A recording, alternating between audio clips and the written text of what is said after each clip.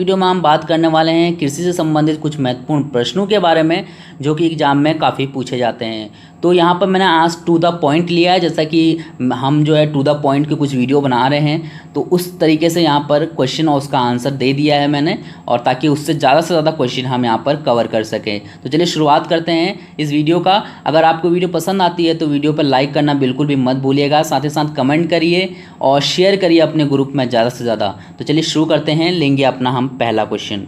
तो इसमें पहला जो क्वेश्चन है कि भारत की कितनी जनसंख्या का निर्वाह कृषि से होता है, तो भारत की 70% जनसंख्या का निर्वाह कृषि से होता है, यानी कि कृषि पे आश्रित है।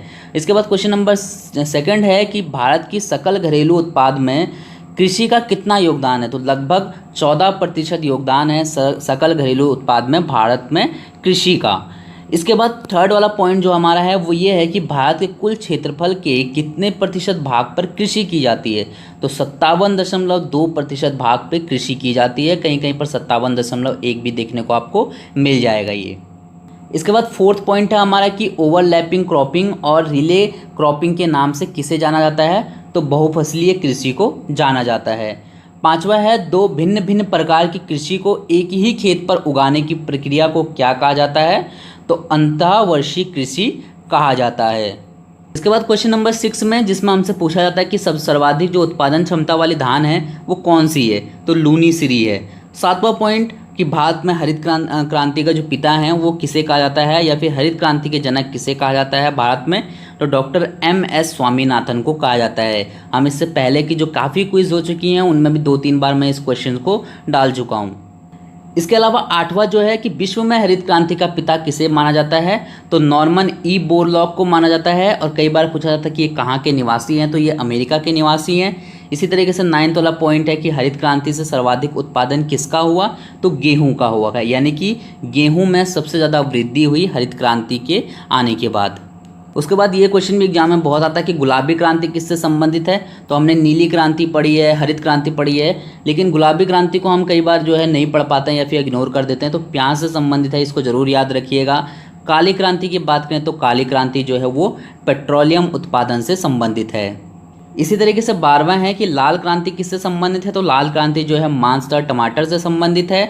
और 13वां है कि इंद्रधनुषीय क्रांति किससे संबंधित है, तो इंद्रधनुषीय क्रांति जो है कृषि क्षेत्र में संबंधित सभी क्रांतियों से संबंधित है, यानी कि नीली क्रांति हो गया आपका, और जो दूध के लिए जो हुई थी श्वेत क्रांति, यानी कि दूध के उत्पादन को बढ़ाने के लिए जो हुई थी, है ना, तो ये जो है इंद्रधनुषी क्रांति जो है कृषि क्षेत्र से संबंधित सभी क्रांतियों से संबंधित है, और इस योजना को शुरू किया गया था भारत सरकार के द्वारा 2008 में। इसके बाद 14वां पॉइंट है जहां पर कि हम काफ़ी क्वेश्चंस को कवर करेंगे कि भारत में प्रमुख रूप से कितने प्रकार की बुआई होती है, जो फसलों की बुआई होती है वो कितने प्रकार की होती है, तो इसमें से हमको सभी को पता होगा कि रबी की फसल, खरीफ की फसल और जायद की फसल, 3 प्रकार की फसलों की बुआई की जाती है।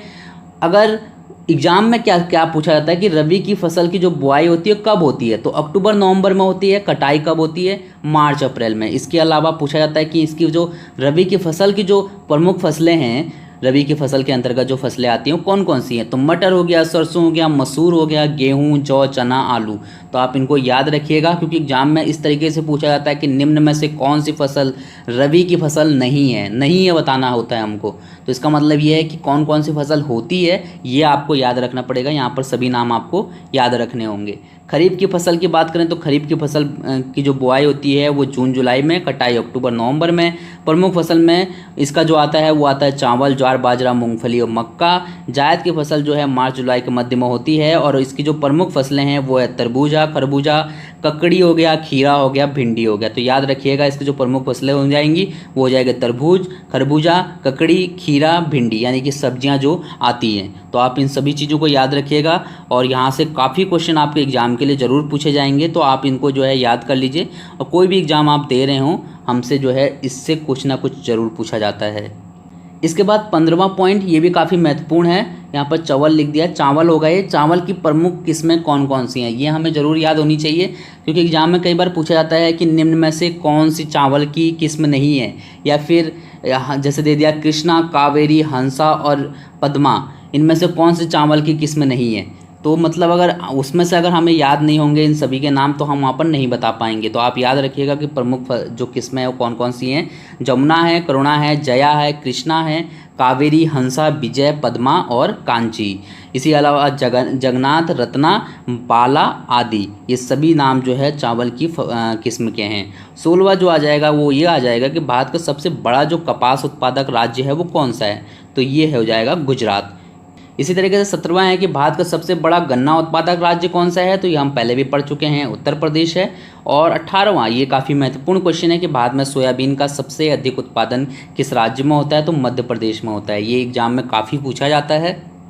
इसके अलावा हमको ये भी याद होनी चाहिए कि सरसों की प्रमुख प्रजातियां कौन कौन सी होती हैं। पूसा गोल्ड, पूसा जय किसान, वरुणा, पीताम्बरी, इनके नाम आप याद कर लीजिएगा। और अरहर की प्रमुख प्रजातियां कौन कौन सी होती हैं ये भी आप जरूर याद रखिएगा। अमर, बहार, पारस और मालवीय, विकास और आज़ाद, तो आप इनको भी याद रखिएगा। इसके अलावा अगर आपको कहीं पर मिलती हैं तो आप उनको लिख लीजिए और अच्छे से याद कर लीजिए। इसके अलावा 21वां पॉइंट है कि भारत के किस राज्य में सर्वाधिक कॉफ़ी उत्पादन किया जाता है, तो कर्नाटक में किया जाता है। और 22वां है कि भारत में तंबाकू का सर्वाधिक उत्पादन कहाँ किया जाता है, तो आंध्र प्रदेश में किया जाता है। इसके बाद 23वां पॉइंट है कि भारत में नारियल का सबसे बड़ा उत्पादक राज्य कौन सा है, तो तमिलनाडु है। और 24वां, ये क्वेश्चन भी काफ़ी महत्वपूर्ण है कि मसालों का बागान किसे कहा जाता है, किस राज्य को कहा जाता है भारत में, तो केरल को कहा जाता है, क्योंकि यहाँ पर विभिन्न किस्म की जो मसाले होती हैं उनका उत्पादन किया जाता है, तो इसलिए इसको मसालों का बागान कहा जाता है। 25वां प्रश्न कि भारत में मसालों का सर्वाधिक उत्पादक राज्य कौन सा है, यानी कि सबसे ज़्यादा उत्पादन किस राज्य में होता है मसालों का, तो गुजरात में होता है। याद रखिएगा, मसालों का बागान इसलिए कहा जाता है केरल को क्योंकि वहाँ पर विभिन्न किस्म के मसालों का उत्पादन किया जाता है। यहाँ पर हमसे सर्वाधिक उत्पादन किस राज्य में होता है, तो केरल और गुजरात में कन्फ्यूज़ मत होइएगा।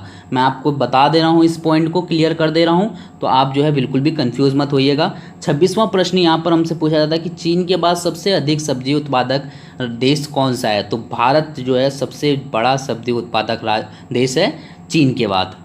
उसके बाद 27वां पॉइंट है हमारा कि श्वेत क्रांति का जनक किसे कहा जाता है, तो डॉक्टर वर्गीज कुरियन को कहा जाता है। ये क्वेश्चन भी एग्जाम में बहुत पूछा जाता है। और 28वां पॉइंट है हमारा कि दुग्ध उत्पादन के क्षेत्र में भारत का विश्व में कौन सा स्थान है, तो दुग्ध उत्पादन के क्षेत्र में भारत का विश्व में प्रथम स्थान है, ये भी याद कर लीजिए। इसके बाद 29 वाला है कि वर्ष भर बोई जाने वाली फसल कौन सी है, तो मक्का है। और 30वां है कि वैश्विक स्तर पर अनाजों की रानी किसे कहा जाता है, तो मक्का को कहा जाता है। तो इन दोनों क्वेश्चन में समानता है, इन दोनों क्वेश्चंस को याद कर लीजिएगा कि अनाजों की रानी किसे कहा जाता है, मक्का को वैश्विक स्तर पर। और वर्ष भर बोई जाने वाली फसल कौन सी है, तो है मक्का। 31वां है कि भारत में जूट उत्पादन का अग्रणीय राज्य कौन सा है, तो पश्चिम बंगाल है। हमारे देश में जितना भी उत्पादन होता है उसका 76% जूट उत्पादन जो है पश्चिम बंगाल में होता है, तो इसको याद रखिएगा। और साथ ही साथ 32वां पॉइंट है हमारा कि अत्यंत लाभदायक कृषि प्रणाली कौन सी है, तो मिश्रित कृषि प्रणाली जो है अत्यंत लाभदायक कृषि प्रणाली है। इसके बाद 33वां है कि झूम खेती प्रणाली को राजस्थान में क्या कहते हैं, तो वालरा कहते हैं। 34वां है कि देश के कुल कहवा क्षेत्र का कितना प्रतिशत भाग दक्षिण भारतीय राज्यों में होता है, तो 90% भाग जो है दक्षिण भारतीय राज्यों में होता है। 35वां है कि नकदी फसल के अंतर्गत कौन कौन सी फसलें आती हैं, ये क्वेश्चन भी काफ़ी इंपॉर्टेंट है। तो गन्ना, कपास, जूट, तंबाकू, तिलहन, इसी तरीके की फसलें जो है नकदी फसल के अंतर्गत आती हैं। तो दोस्तों ये थे 35 क्वेश्चन जो कि कृषि से संबंधित थे और एग्जाम में पूछे जाते हैं। तो उम्मीद करता हूँ कि आपको ये वीडियो पसंद आई होगी। अगर आपको ये वीडियो पसंद आती है तो वीडियो को लाइक ज़रूर करिएगा जाते जाते, और कमेंट करके मुझे बताइए कि आपको ये वीडियो कैसी लगी। तो थैंक यू सो मच इस वीडियो को देखने के लिए। हम मिलते हैं अपनी नेक्स्ट क्विज में।